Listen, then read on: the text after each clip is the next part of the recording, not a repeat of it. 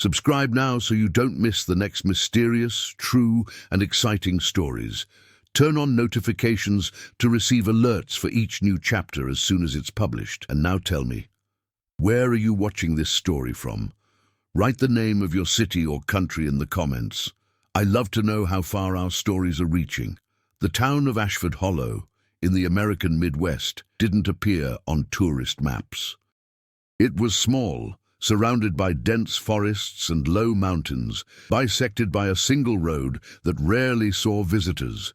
Aged wooden houses lined the main street, where a grocery store, a bar, and a gas station withstood the test of time. The place seemed frozen in another decade, but there was something more, a persistent, profound silence, as if the land itself were weary. Evan Carter, he arrived in Ashford Hollow on a cloudy October morning.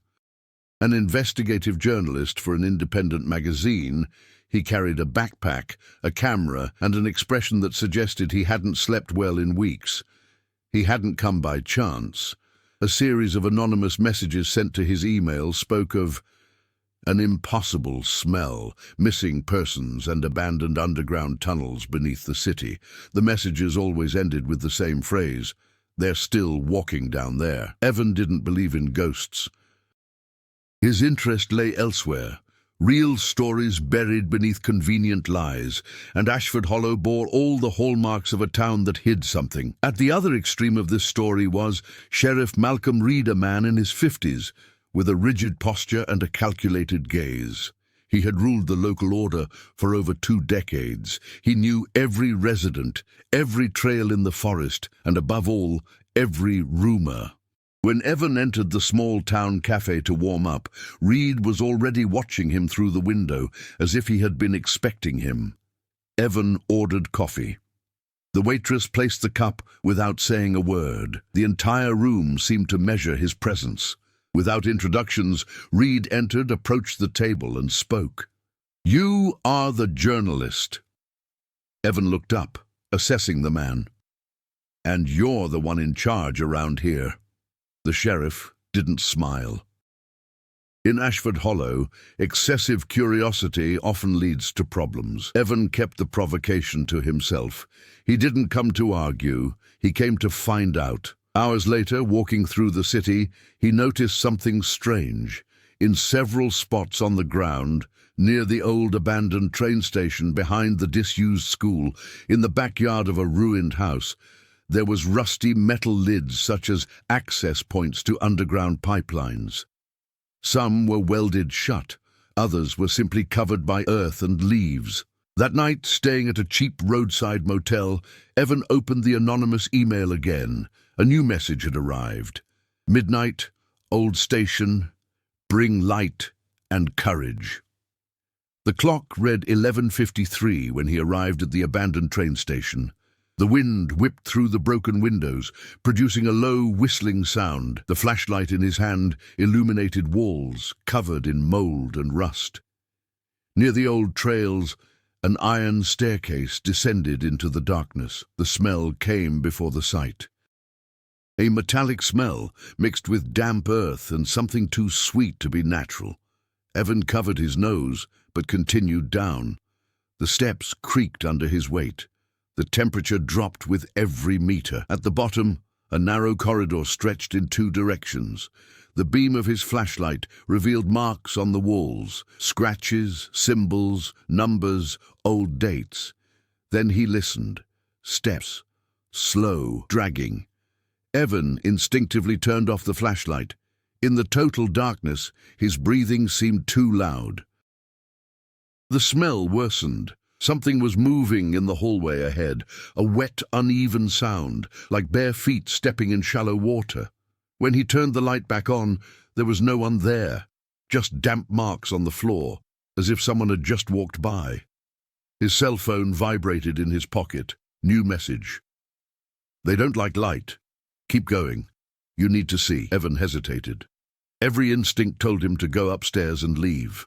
But the story he sought was there, beneath a city that pretended not to hear its dead. He moved forward.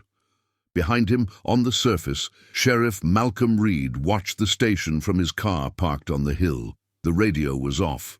His gaze was fixed. He was in no hurry to stop what was about to happen, because Reed knew. The tunnels were not just tunnels, and what was walking down there was no mere rumor. The true mystery of Ashford Hollow had just been revealed. The following morning, Ashford Hollow was slowly awakening under a thick fog. Evan left the motel with deep, dark circles under his eyes. He hadn't slept much. Images of the tunnel haunted his mind. The metallic smell, the marks on the wall, the invisible footsteps. He needed answers, and answers came from people. The first stop was the municipal library, an old building that seemed to have been forgotten, along with the rest of the city. There he found Margaret Doyle, a lady with white hair tied in a tight bun, silent guardian of dusty files. Without saying anything, she watched Evan examine old newspapers. When he asked for access to records about underground construction, she didn't seem surprised. "You also received messages," he said without asking. Evan stopped. "Are you aware of this?" Margaret sighed. Her fingers touched a file box labeled as Railway Project 1921-1937. "Not everything here has been published." "Some things have disappeared from the official editions," he murmured. Inside the box, Evan found old photographs. Men covered in soot, newly installed railroad tracks, tunnels being excavated beneath the city. In some images, workers posed smiling. In others, faces were blurred as if the photographer had shaken, or as if someone didn't want to be seen. "Many never returned home," Margaret said. "They said there was a collapse, but they never found any bodies." Evan noted every detail. The tunnels were no legend. They had been built to expand the Underground Railroad, a project abandoned during the Great Depression. But no one spoke of the missing. Meanwhile, on the other side of town, Sheriff Malcolm Reed was visiting. Pastor Elijah Ward, leader of the small local church. The wooden building creaked in the wind. Inside, empty pews and the smell of extinguished candles. "The journalist came down," Reed reported. The pastor closed his eyes for a moment. And then it started again. "He's going to dig deep," Reed said. "And if he finds what he shouldn't—" The pastor approached a locked cabinet. He took an old key from his pocket and opened the door. Inside, there was a thick, leather-bound book with yellowed pages and hand-drawn symbols. "The first tunnels weren't just the work of the railroad," Ward explained.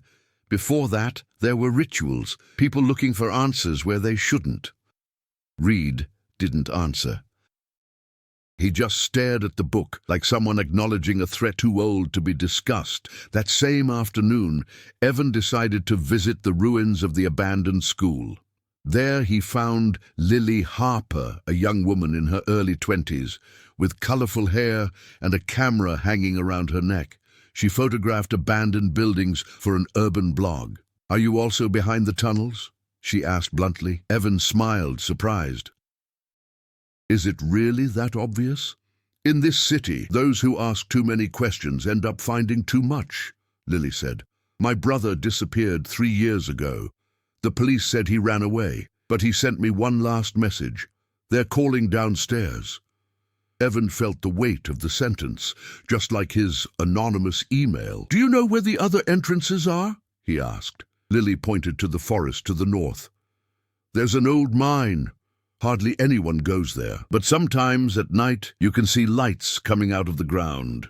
Meanwhile, on the balcony of the police station, Sheriff Reed watched the sunset. His phone rang. Private number. "He's following the tracks," said a female voice. "I know," Reed replied. "Let him get to the old chamber." "What if he doesn't come back?" Reed gazed at the horizon. "Then we'll have one more spirit in the tunnels." Night fell. Evan was reviewing his notes in the motel room when his cell phone vibrated again. "Don't trust the sheriff. Don't trust the pastor. The truth is in the old chamber, before the stench consumes everything." He closed the laptop. He picked up the flashlight. He put away the camera. Ashford Hollow slept, but beneath the town, something was slowly awakening, waiting for its next move. The trail leading to the old mine began behind an abandoned gas station, where rusty signs creaked in the wind. Evan walked beside Lily, each step sinking into damp leaves.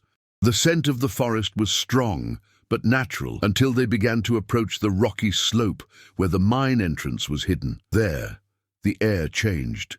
It became heavy, metallic, like blood diluted in cold water. "That's the smell I noticed in the station tunnel," Evan murmured. Lily nodded, tense. The mine entrance was a dark mouth in the mountain, supported by old wooden beams. Rusty chains hung from the ceiling, swaying slightly without any wind. On the floor, narrow rails led into the darkness. Evan turned on the flashlight. The beam revealed recent barefoot footprints in the dust. "They still come in here," Lily said. Without exchanging a word, they moved forward. The mine tunnel was wider than the station tunnel. There were niches in the walls, some containing objects left behind, old helmets, tools, torn photographs. In one of the photos, Evan recognized the face of a young Margaret, next to an unknown man. On the back, handwritten, "Before they take our voices away." Further on, they heard something they weren't expecting, a low corner. Multiple voices overlapping, repeating words in an irregular tone, like a forgotten prayer. Lily instinctively turned off the flashlight. They stood motionless. A few meters away, a faint bluish light pulsed. It wasn't from electricity. It seemed to emerge from the walls themselves. Evan raised his camera and took a picture in the dark. The flash illuminated the entire tunnel for a second, and that was enough. Human figures were there, pale bodies covered in dirt, empty eyes reflecting the light. Some wore old workers' clothes. Others looked like ordinary civilians. All stood motionless, leaning against the walls as if awaiting orders. The singing stopped instantly. Lily pulled Evan by the arm. "Corey!" They ran back along the tracks. The sound of footsteps came after them, many footsteps, quick, uneven, dragging invisible currents. When they reached the mine's exit, the crisp night air hit them like a punch. They only stopped when they reached the edge of the forest. Evan was panting. Lily was crying silently. "My brother was there," she whispered. "I saw him." Before Evan could answer, lanterns appeared among the trees. Sheriff Reed and 2 officers advanced. "You shouldn't be here," Reed said without any surprise. Evan raised the camera. "I have photos, people in the tunnels, missing people." Reed remained unfazed. "There's no sign of anything in the tunnels besides empty structures. If you show them these photos, they'll say you faked them." "What's going on here?" Evan challenged. The sheriff moved closer until he was just inches away from him. "There are things that keep a city alive," he said in a low voice, "and there are things that bury it. You don't know which side you're standing on." Lily stepped forward. "My brother is downstairs." Reed looked at her now with a shadow of genuine regret. "He's not who you remember him to be." The silence weighed heavily. Reed pointed to the police car. "Go back home. This is the last time I'm warning you." Evan didn't argue. He knew that confronting them now wouldn't help, but his decision was made. Later, at the motel, he analyzed the photos on the camera. Most were blurry. But one image remained clear. A man with a vacant stare, grey skin, his hand pressed against the tunnel wall. On his old helmet, a name was written. J. Harper Lilly. Upon seeing the image, burst into tears. Evan's cell phone vibrated again. "The smell will intensify. By the time it overwhelms the city, it will be too late. Go to the old chamber, alone." Evan closed his eyes. He now knew that he wasn't just investigating a mystery. It was in the center of him. And the next step would take him straight to the heart of the tunnels, where the living and the dead shared the same path. The old chamber stood in the oldest part of Ashford Hollow, a stone building constructed at the beginning of the last century, now officially abandoned. Broken windows, ivy climbing the walls, and a stopped clock marked time like an open wound. At midnight, Evan arrived alone, as the last message had instructed. The night wind pushed dry leaves across the floor. When he pushed open the front door, it gave way with a long creak, as if protesting the visitor. Inside, dusty benches and a wooden pulpit occupied the center of the hall. But what caught the eye was the symbol painted on the floor, an ancient circle composed of the same signs seen on the tunnel walls. Evan photographed everything. Then he heard slow clapping echoing in the empty spaceship. Pastor Elijah Ward has emerged from the shadows. "I knew you would come," he said. Evan kept the camera steady. What are these symbols? Ward stared at the circle as one might gaze at an open grave.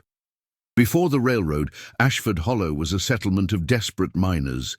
The land yielded no produce, winter killed children. So they sought answers, in the wrong places.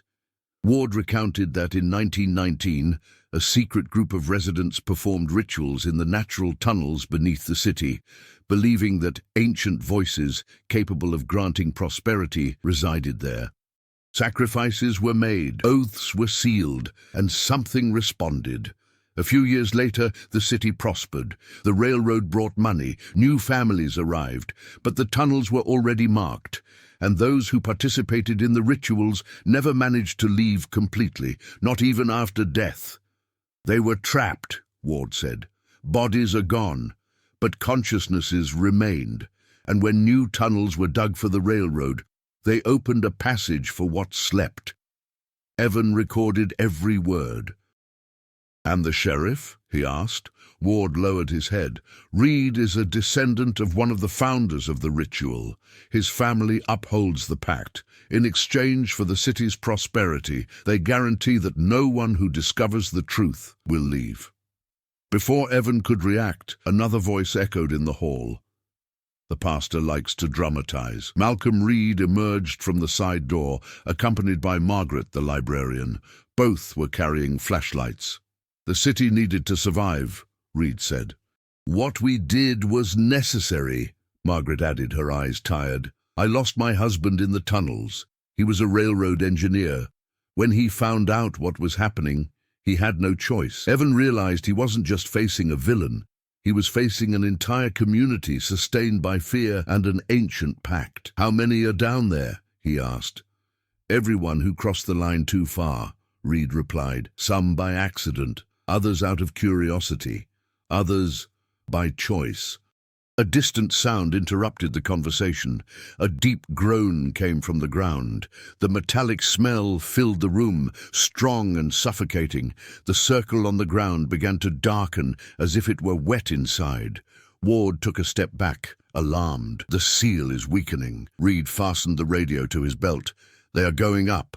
Margaret grabbed Evan by the arm. "You need to leave town now." But Evan refused. "Not until I understand how to stop it."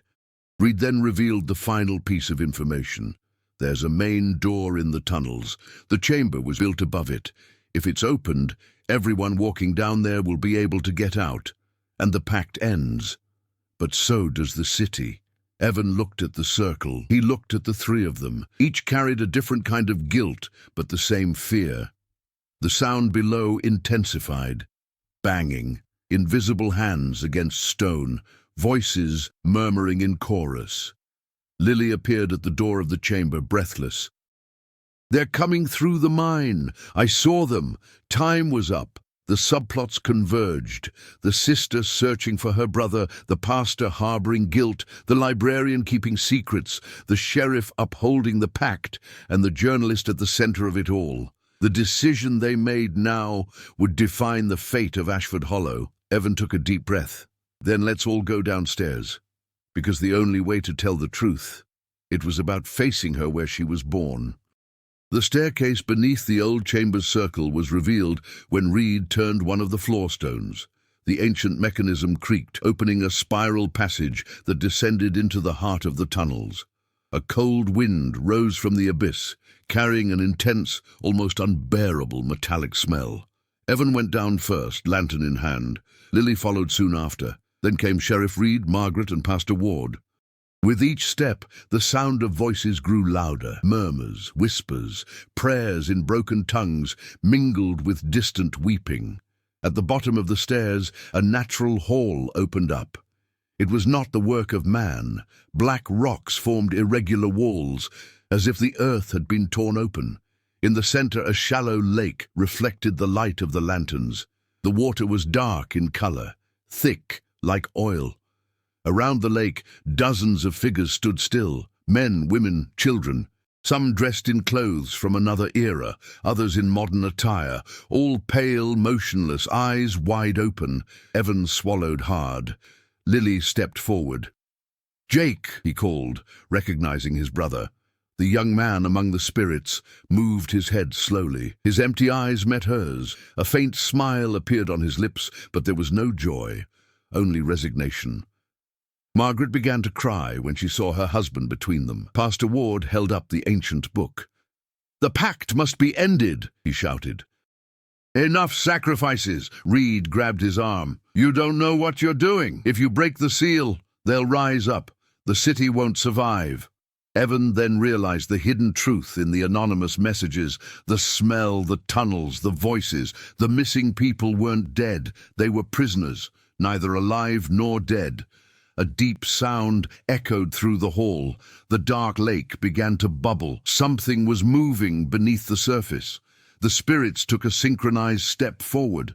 Jake spoke, but his voice didn't sound human. It was like many voices blended together. "We are tired of walking in the darkness." They all repeated, "Tired." Lily tried to run to her brother, but Evan held her back. Ward opened the book and began reading aloud ancient symbols. The ground shook. Rocks fell from the ceiling. Reed drew his weapon. "Stop! You're going to kill them all," Ward continued. And then the unexpected happened. The lake water exploded upward. A black column rose, taking on a vague shape, a giant shadow, faceless but with eyes gleaming like extinguished embers. The metallic smell became almost solid. The entity spoke without a mouth. "You called us. You fed us. You promised us lives in exchange for prosperity." Margaret fell to her knees. "We didn't know." The shadow moved toward Reed. "Your lineage upheld the pact. You brought us new walkers." Reed was trembling, but he didn't back down. "I protected my city." The entity then turned to Evan. "You paved the way. You brought light to the darkness. Now you must choose." The lake bubbled. The entire hall vibrated. The spirits waited. The choice was clear. Either Evan exposed everything to the world, breaking the pact and freeing the spirits, allowing the entity to cross over to the surface. Either he destroyed the evidence, sealed the place again, condemning the prisoners to wander eternally, but saving the city. Lily held her hand. "They're freed. Jake's back." Jake looked at Evan and said, "Freedom has a price." Ward shouted, "The truth must come to light." Reed pointed the gun at Evan. "Make the right choice." In the midst of the chaos, Evan understood that the story was no longer just a journalistic investigation. It was an impossible moral dilemma. He raised the camera, and he smashed it against the rock. The sound of the equipment breaking echoed through the hall. Reed breathed a sigh of relief, but Evan wasn't finished. He ripped the memory card from the floor, put it in his pocket, and stared at the entity. "I'll tell you everything, but not today." The entity seemed to smile. "So the pact is broken." The lake calmed. The spirits retreated. The shadow dissolved into the water. But something had changed. The seal was weakened. Evan knew. When he left there, he carried with him the truth that could either liberate or destroy Ashford Hollow, and time was running out. The ascent up the spiral staircase was silent. No one spoke a word. The only sound was the distant dripping of groundwater and the echo of their own footsteps. When they reached the old chamber again, the fresh air on the surface seemed unreal, as if they had returned from another world. Lily was the first to break the silence. "Is Jake going to stay down there, waiting?" she asked, her voice trembling. Evan didn't know the answer. There was no right answer. Pastor Ward slammed the old book shut, as if afraid the words would slip away. "The seal is weak. They will try to climb again. The entity will not forget what happened." Margaret approached Evan. "If you publish this story, the whole world will come here. Scientists, curious people, fanatics. The stamp won't withstand the attention. Her eyes were brimming with tears. My city will disappear. Sheriff Reed maintained his firm posture, but his voice lost its usual harshness. You made your choice down there. But know this, if this city falls, thousands will die. Not just here, that doesn't belong to our world. Evan looked at each of them. They weren't cartoonish villains. They were people trapped in an age-old mistake, trying to survive the consequences. That night, Evan returned to the motel. Lily stayed in town, unable to leave while her brother remained imprisoned. Ward and Margaret returned to their homes, carrying the weight of even greater secrets. Reed went back to the police station and spent hours looking at the tunnels marked on the city map. In the motel room, Evan connected the memory card to the laptop. The photos loaded slowly. Bodies in the tunnels, the Black Lake, Jake's face, the symbol in the old chamber, the whole truth. The phone vibrated again. Time is running out. The scent will spread across the surface. They will walk among you. Evan walked to the window. The city slept under yellowish lights. But in the distance, near the old train station, a dark fog seemed to rise from the ground, creeping through the streets. The metallic smell reached him, faint but present. At the police station, Reed received calls from residents reporting sounds under their homes, banging in the pipes, whispers in the basements, doors opening by themselves. In the church, Pastor Ward gathered some of the faithful. They prayed silently, but no sacred text seemed appropriate for the situation. Margaret locked the library and stored the old files inside an iron box, burying it under the floor. Lily, alone at the edge of the forest, stared at the mine entrance. Down below, she saw small blue lights pulsing like eyes opening in the darkness. Evan knew he needed to act fast. There was no time for prolonged ethical debates. If he published the story, the world would find out. If he kept it a secret, the city would remain hostage to the pact until the day the seal completely crumbled. The decision was becoming more urgent by the minute. When he closed his laptop, he decided to return to the old chamber before dawn. He needed to speak with the entity again. He needed to understand if there was another way out. Upon leaving the motel, he found Reed waiting in the parking lot. I knew you wouldn't leave, said the sheriff. And you knew the seal wouldn't hold, Evan replied. Reed nodded slowly. So let's resolve this the only way left. Without saying anything more, the two walked together down the empty road towards the old building.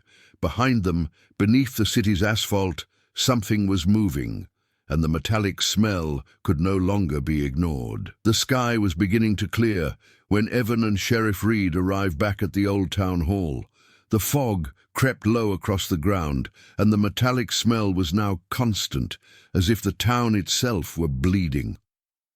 Reed opened the door without saying a word. The interior of the building looked different.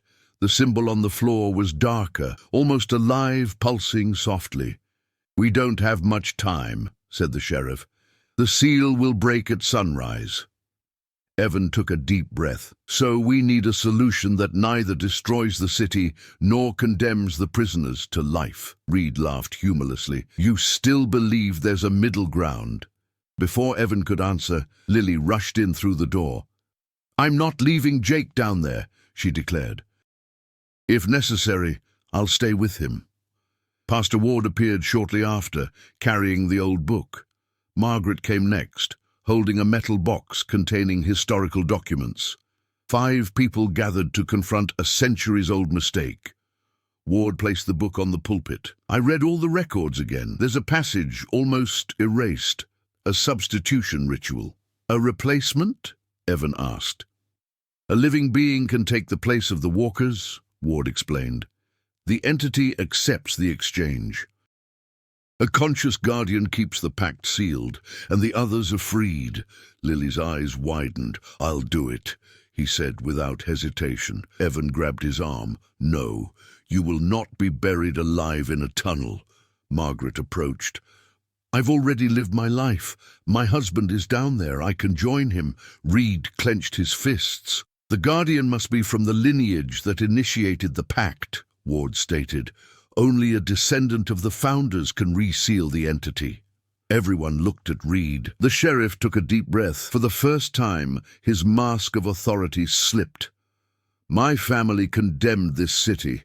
It's only fair that I pay the price." Evans stared at him. "This is not justice. It's repeating the mistake." "No," Reed replied. "It's to shut it down." The ground trembled. The circle glowed. Voices echoed beneath their feet. "Time's up," Ward said. They descended the spiral staircase again. The underground hall was different. The black lake had risen, covering part of the floor. The spirits were closer to the staircase, waiting. The entity emerged from the water as before. "The pact requires a guardian," he declared, "one to keep the door closed." Reed advanced alone. "I am a descendant of those who called them. I take their place." The entity observed him for a long time. "Your sacrifice will keep the seal, but the prisoners will be set free." Lily ran to her brother. Jake glanced around one last blankly, then blinked as if waking from a deep dream. He fell into her arms, now human, alive. Margaret was reunited with her husband. Other spirits regained physical form, confused, crying, breathing. The lake began to dry up. The metallic smell slowly dissipated. Evan photographed everything, but this time not as a journalist, as a witness to redemption. Reed remained in front of the organization. "Close the door," he ordered. The shadows stretched out, enveloping him. He didn't scream. He just looked at Evan one last time. "Tell the truth, but protect those who are left behind."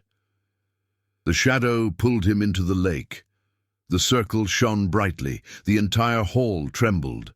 Then silence. When the dust settled, the black water had disappeared. In its place, only solid rock remained.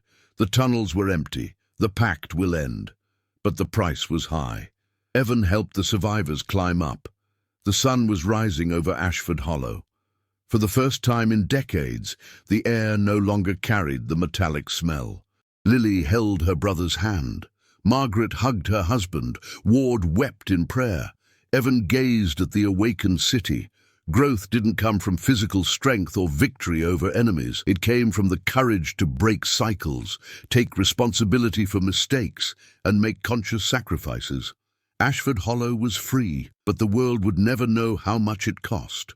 Although the sunrise brought warmth to the town, Ashford Hollow was not celebrating. Sheriff Reed's sacrifice had freed the prisoners from the tunnels, but it had left an open wound in the heart of the community.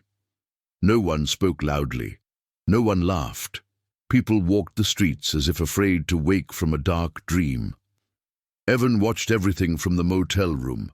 Photographs covered his desk, the tunnels, the symbols, the Black Lake, the moment of liberation. The memory card was there, small, but carrying a truth capable of changing everything. Lily knocked on the door, bringing Jake in.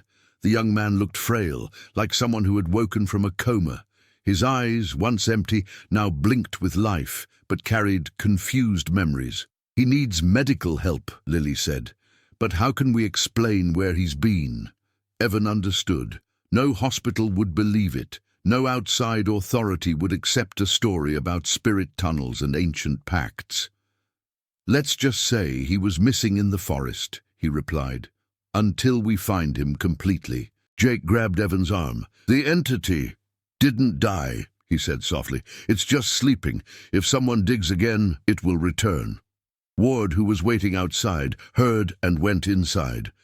"That's why the story can't be fully revealed," the pastor stated. "Human curiosity is the world's greatest excavator," Margaret agreed. "Files, photos, videos, everything needs to be saved or destroyed." Evan stared at the laptop. For any journalist, this was the greatest discovery of their career. For any human being, it was a choice between fame and responsibility. Outside, sirens blared. A state police car was arriving in town. Without Reed, command had automatically passed to outside authorities. 2 officers came down, inquiring about the sheriff's disappearance and the chaos of the previous night. Residents watched in silence. Evan realized that investigators would soon arrive, and with them would come excavations, analyses, and curious onlookers. The seal could be reopened unintentionally. Tension was rising. There was no more time for hesitation. In the old chamber, the symbol on the floor was faded, but the cracked floor revealed that something still pulsed beneath. Ward placed the old book on the circle. "We need to permanently close off any access," he said. "Concrete, steel, destruction of the entrances." Margaret handed the box of documents to Evan. "Keep it in a safe place. If one day the world is ready, perhaps you will know." Lily held her brother's hand. "I don't want him to go back there," Jake whispered. "They still call out in their dreams." Evan made his decision. In front of everyone, he opened his laptop. He selected the most dangerous images: the entity, the lake, the spirits. He pressed delete, then he emptied the trash can. The file disappeared. But he kept only one photograph, Reed's face before the sacrifice. "The world doesn't need to know everything," Evan said. "But it needs to remember that someone saved this city." Ward smiled, relieved. At that moment, the sound of footsteps echoed beneath the floor of the chamber. Everyone froze. A final tremor ran through the building. Dust fell from the ceiling. Then nothing. Absolute silence. The final warning: the city needed to be sealed off. The entrances destroyed, the history buried. It was the final preparation before the final act that would determine whether Ashford Hollow would have a future or whether the past would return. The climax was approaching, and there would be no second chance. Concrete began to be poured into the tunnel entrances as night fell. Trucks, hastily brought in by the city, covered the mine, the staircase of the abandoned station, and the access beneath the old town hall. Residents watched in silence, as if participating in a collective funeral. Evan was present at each location, observing, recording only what was necessary. Lily remained beside Jake, who trembled whenever the concrete touched the ground, as if he could feel every closure below. "She's waking up," Jake whispered. "I can feel it." Pastor Ward spurred the workers on, faster, before midnight. Margaret held the old book tightly against her chest, murmuring prayers that did not belong to any known religion. When it was the old chamber's turn, Evan realized something was wrong. The symbol on the floor, previously faded, shone again beneath the fresh concrete, pulsing like a living heart. The ground shook. An intense metallic smell spread through the streets. People began to cough, some fainted, children cried. "No!" Ward shouted. "The seal is not yet closed!" Suddenly, a crack opened in the center of the circle. The freshly poured concrete shattered like an eggshell. A black mist escaped from the fissure. The entity was returning. Voices echoed throughout the city, coming from underground. "The door is not complete. The Guardian is asleep. The promise has been broken." Evan understood. Reed's sacrifice had closed the lake, but it hadn't destroyed the entity's essence. It simply needed a new path. Lily hugged Jake. "I'm not going to let you come back," Jake screamed, clutching his head. "She's calling me! She's calling everyone!" People in the street began walking toward the chamber, mesmerized, eyes blank, repeating the same shuffling step that Evan had heard in the tunnels. Ward opened the old book and shouted, "We need a new guardian, a conscientious volunteer."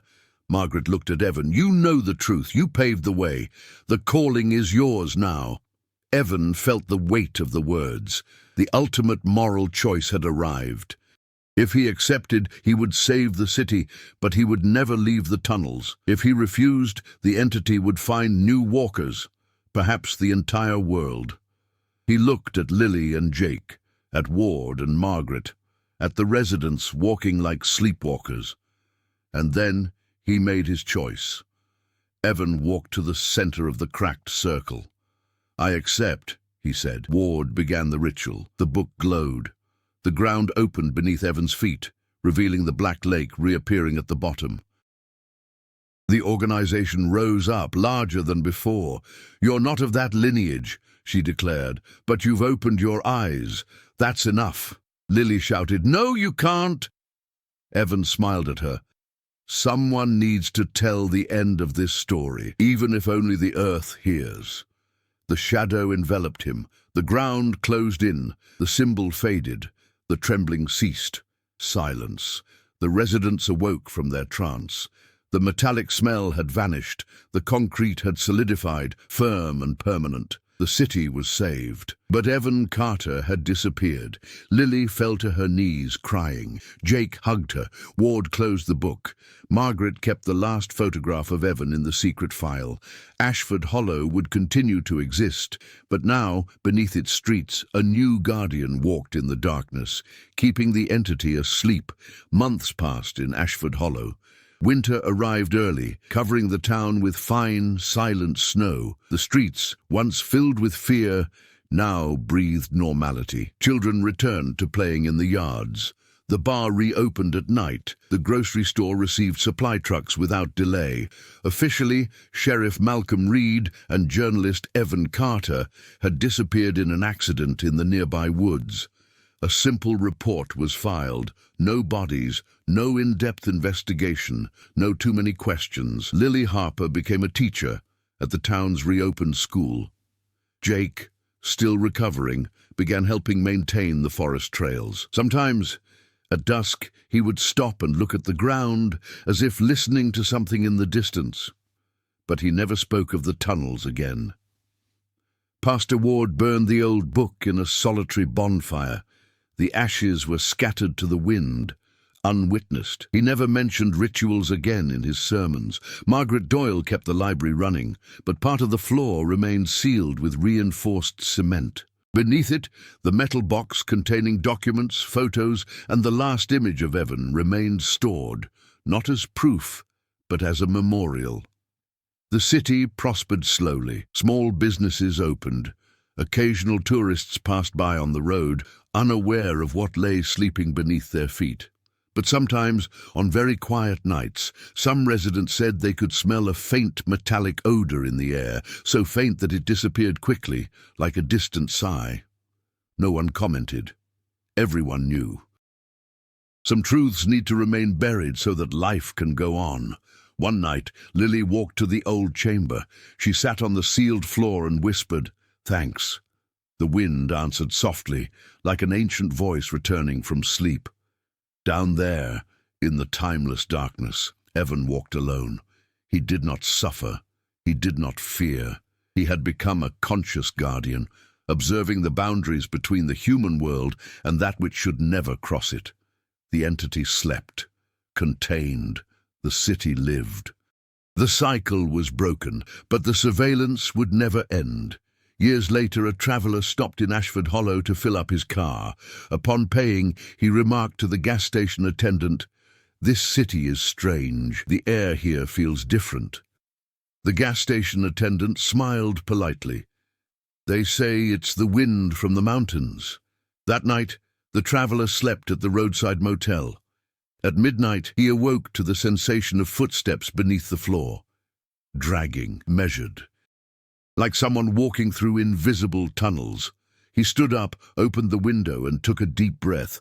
For a second, he smelled a faint metallic odor in the air.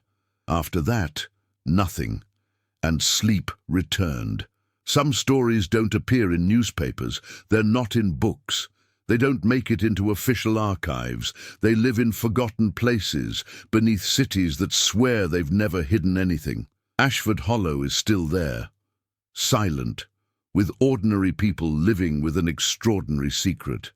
Evan Carter never told the world about his story, but now you know this story. If she captivated you, imagine how many other mysteries still walk unseen beneath our feet. Share your opinion. Would you have made the same choice as Evan? What was the most memorable moment in history for you? And also say, where are you following this story from?